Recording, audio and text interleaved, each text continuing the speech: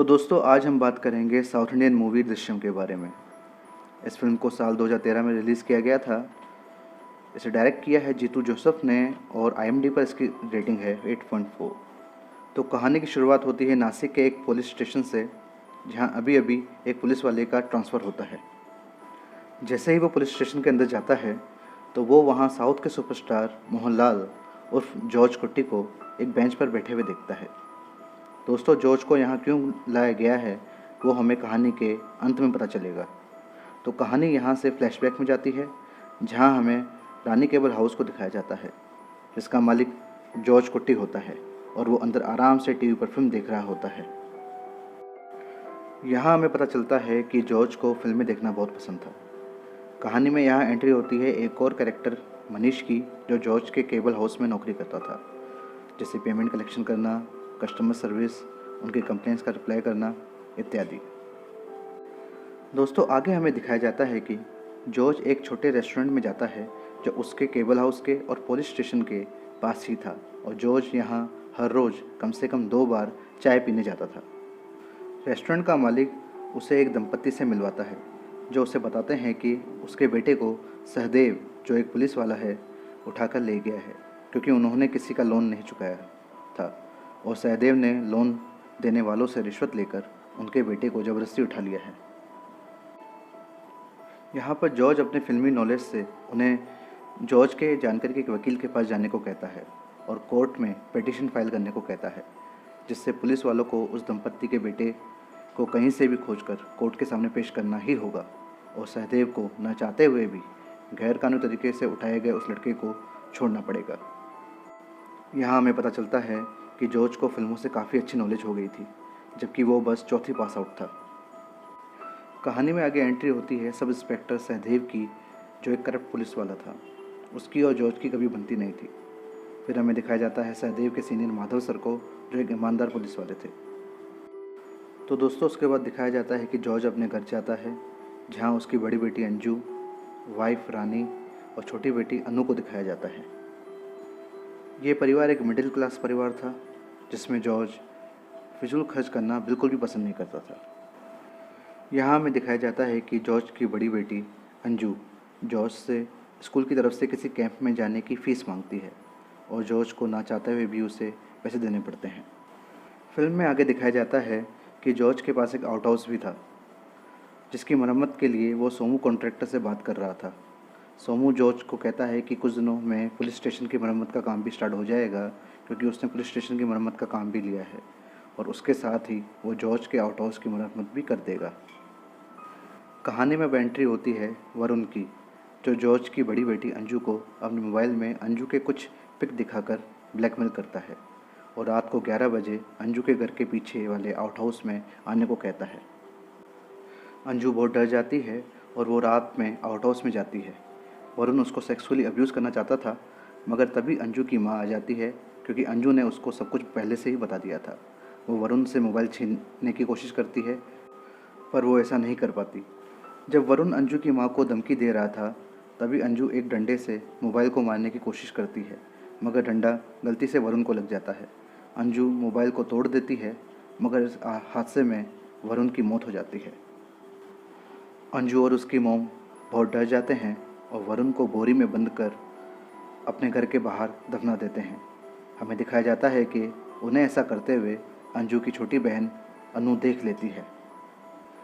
कहानी में हमें आगे दिखाया जाता है कि जब जॉर्ज सुबह घर वापस आता है तो अंजू और रानी उसे रात की सारी बात बताते हैं।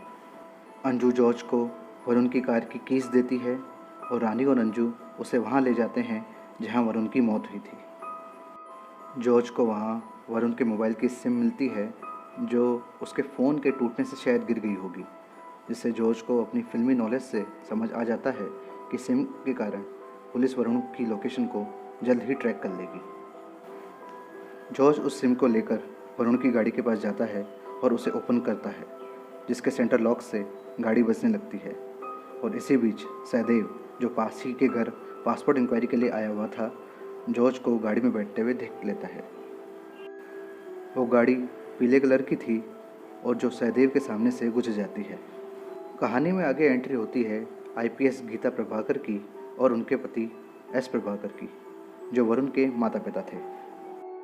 हम देखते हैं कि वरुण के पिता को उसकी हमेशा चिंता लगी रहती है, लेकिन गीता उन्हें वरुण के बारे में ज़्यादा सोचने के लिए मना करती है। हम देखते हैं कि जॉर्ज जब वरुण की गाड़ी को लेकर जा रहा होता है तो रास्ते में वो एक ध्यान केंद्र के बारे में पढ़ता है। इसके बाद वो शहर में एक मोबाइल शॉप की दुकान में जाता है, जहां वो एक सेकंड हैंड फ़ोन लेता है और उसमें वरुण की सिम को डाल देता है। वो उस फ़ोन को किसी अननोन ट्रक में फेंक देता है और वरुण की गाड़ी को सुनसान तालाब में डुबा देता है। फिर जॉर्ज रात को अपनी शॉप में जाता है और मनीष से कहता है कि वो ध्यान केंद्र जा रहा है। फिर वो घर आता है और सबको सामान पैक करने को कहता है ताकि वो सुबह ध्यान केंद्र में जा सके। आगे हम देखते हैं कि जॉर्ज अपने दोस्त की बस में ध्यान केंद्र के लिए रवाना हो जाता है, जहां ध्यान केंद्र पहले से ही समाप्त हो जाता है और वो सिर्फ अकेला होता है। फिर वो एक होटल में रूम बुक करता है और पास ही के रेस्टोरेंट में बिरयानी खाने को जाता है। जॉर्ज जानबूझकर उसकी बिरयानी की तारीफ़ करता है और इसके बाद वो पास ही के एक थिएटर में फ़िल्म देखने को जाते हैं, जहां वो एक फ़िल्म देखते हैं और फिर बस में अपने घर आ जाते हैं। यहाँ देखा जाता है कि जॉर्ज और उसकी बेटी अनु कंडक्टर से जानबूझकर मिलजुल बढ़ा रहे थे। घर आकर जॉर्ज अपने पत्नी और बच्चों को समझाता है कि उन्हें किसी भी कारण से डरना नहीं है, क्योंकि एक डर ही है जो उन्हें पुलिस के सामने फंसा सकता है। उसके बाद जॉर्ज अपने आउट हाउस की मरम्मत करवाता है। कहानी में आगे दिखाया जाता है कि जो कार जॉर्ज ने उस तालाब में डुबाई थी वो पुलिस को मिल जाती है। वरुण के माता पिता भी वहाँ होते हैं, जिससे उनको पता चलता है कि वरुण गायब हो गया है। इसलिए गीता सभी सीनियर ऑफिसर्स को वरुण को ढूंढने को कहती है। कहानी में दिखाया जाता है कि वरुण को ढूंढने की इन्वेस्टिगेशन नासिक से शुरू होती है, क्योंकि वरुण का लास्ट फ़ोन लोकेशन नासिक था। उसके बाद हमें दिखाया जाता है कि नासिक पुलिस स्टेशन के एसआई सुरेश बाबू वरुण की फ़ोटो और उस गाड़ी की फ़ोटो अपनी टीम को दिखाते हैं, जिसमें सहदेव भी शामिल होता है।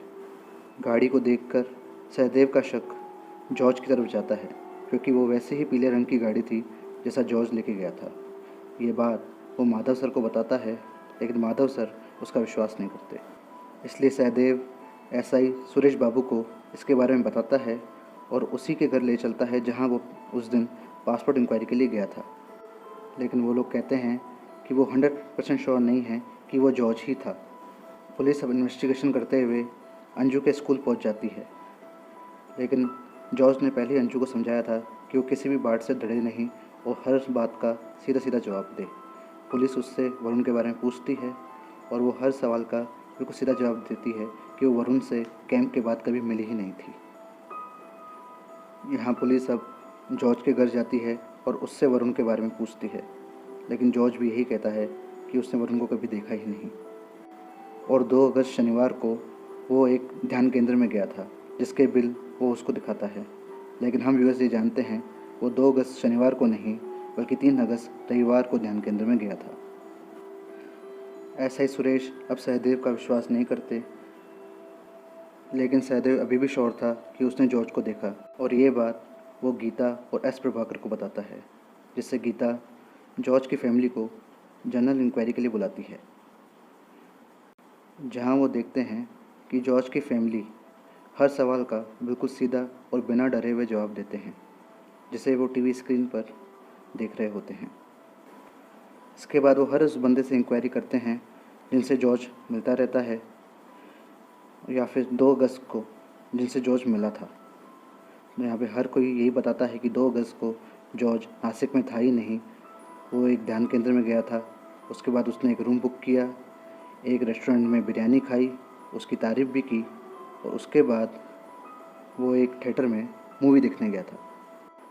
यहाँ गीता ध्यान केंद्र के फादर से भी बात करती है, लेकिन वहाँ से भी उसे कुछ नहीं मिलता। फाइनली जब गीता उस बस कंडक्टर से इंक्वायरी करती है कि 2 तारीख की बात को उसे इतनी अच्छी तरह से कैसे याद है, तब वो बताता है कि कुछ दिनों पहले ही जॉर्ज और उसकी फैमिली उससे वापस मिले थे। तभी उन्होंने उसको रिकॉल करवाया कि 2 अगस्त को वो ध्यान केंद्र गए थे और 3 तारीख को उसी कंडक्टर की बस में वो वहाँ से वापस आए थे। और ऐसा जॉर्ज ने सबके साथ किया था। वो हर किसी से कुछ दिनों पहले मिला था और हर किसी को रिकॉल करवाया कि 2 अगस्त को वो ध्यान केंद्र में गया था और 3 तारीख को वहाँ से वापस आया था, जिससे उन सबको याद रहे कि वो 2 और 3 को नासिक में था ही नहीं।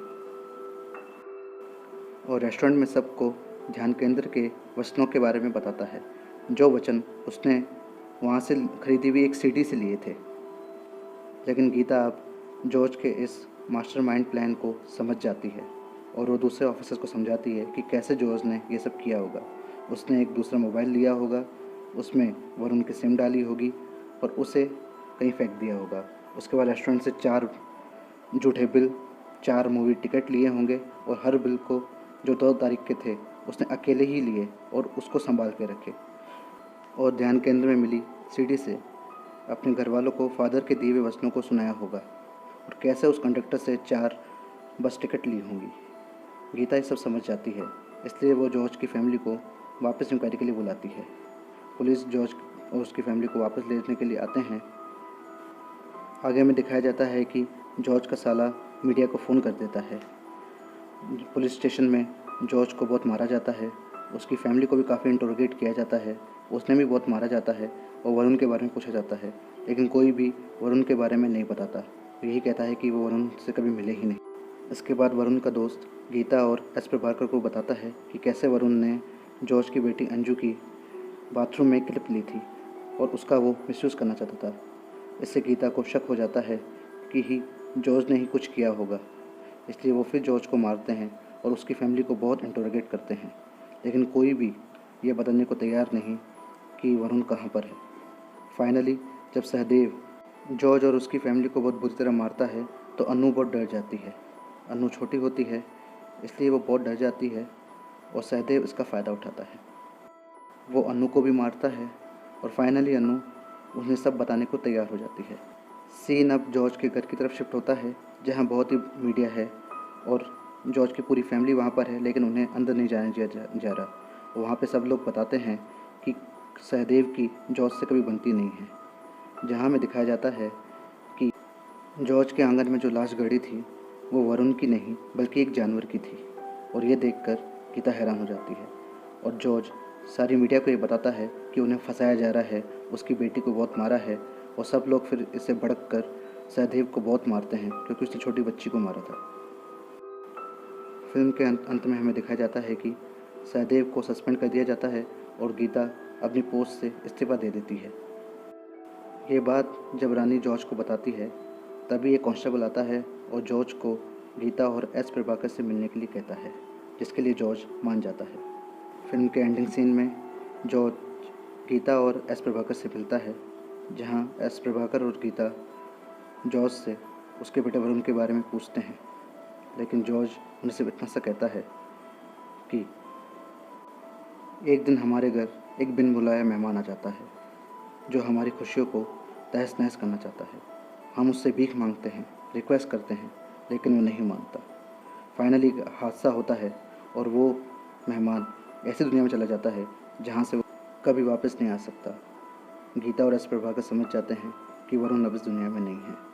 मूवी का ये सीन बहुत ही शानदार है। फाइनली हम व्यूअर्स देखते हैं कि जॉर्ज ने वरुण की लाश को कहीं और नहीं बल्कि उसी पुलिस स्टेशन के अंदर गाड़ा है जो अभी भी बन रहा था। तो दोस्तों एक बात मैं आपको क्लियर कर दूं कि जॉर्ज 3 और 4 तारीख को ध्यान केंद्र में जाकर वहां से रेस्टोरेंट में खाना खाकर, होटल में रहकर और मूवी देखकर घर वापस आया था। लेकिन उसने ऐसा प्रिटेंड किया कि 3 और 4 को नहीं बल्कि 2 और 3 तारीख को उसने ये सब किया और 2 तारीख के और 3 तारीख के ही बिल उसने अपने पास रखे और 3 और 4 तारीख के बिल उसने फेंक दिए। तो दोस्तों ये वीडियो आपको कैसे लगी प्लीज़ कमेंट सेक्शन में हमें बताइए। वीडियो अच्छी लगी हो तो प्लीज़ इसे लाइक कर दीजिएगा और चैनल को प्लीज़ सब्सक्राइब कर लीजिएगा और जितना हो सके इसे शेयर कीजिएगा। Thank you.